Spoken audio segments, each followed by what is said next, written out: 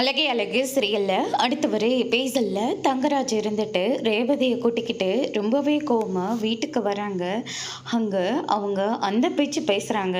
நீயும் கூட சேர்ந்துக்கிட்டு ரொம்ப சந்தோஷமா இருக்குல்ல, உனக்கு ஆம்பளைங்கன்னா அவ்வளோ கஷ்டமா போச்சு இல்லை உனக்கு அப்படின்னு சொல்லிட்டு பயங்கரமா பேசிக்கிட்டு இருக்காங்க. அதுக்கு அடுத்ததா நம்ம ரேவதி இருந்துட்டு அப்படிலாம் ஒன்றும் இல்லைங்க, அந்த அம்மா சும்மா தான் பேசிக்கிட்டு இருந்தாங்க, வேறு ஒன்றும் இல்லை. ஆமாம் ஆமாம், உங்கள் வீட்டில் எல்லாரும் சும்மா தானே பேசிக்கிட்டு இருப்பீங்க.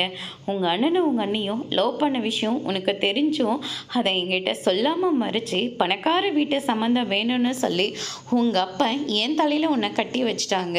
ஆனால் இன்னைக்கு அவங்க எல்லாரும் ஆம்பளைங்களை நக்கலாக பேசிக்கிட்டு இருக்காங்க. நீயும் கூட சேர்ந்துக்கிட்டு கொஞ்சம் கூட குற்ற உணர்ச்சி இல்லாமல் சிரிச்சுக்கிட்டு இருக்கல அப்படின்னு சொல்லிட்டு பயங்கரமாக திட்டிக்கிட்டு இருக்காங்க. அதுக்கு அடுத்து தான் இந்த சைடு நம்ம மலர் இருந்துட்டு பாக்கியராஜ் கிட்ட போயிட்டு நாங்கள் பேசிகிட்டு இருந்தது எல்லாத்தையும் தங்கராஜ் அண்ணன் கேட்டுடுச்சுங்க. அதனால் ரேவதி கிட்ட அது பிரச்சனை பண்ணுவாரோன்னு ரொம்பவே பயமாக இருக்குங்க அப்படின்ற மாதிரி சொல்லிக்கிட்டு இருக்காங்க.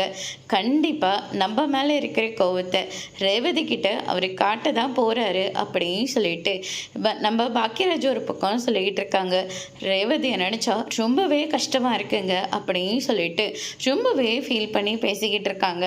அதுக்கு அடுத்தது இனிமே அப்பா வீட்டுக்கு போகணும், அம்மா வீட்டுக்கு போகணும், அண்ணனை பார்க்கணும், அண்ணியை பார்க்கணும்னு சொல்லி கிளம்பி போனேன், நடக்கிறதே வேறன்னு சொல்லிட்டு மிரட்டுறாங்க. அதோட முடிச்சிருக்காங்க.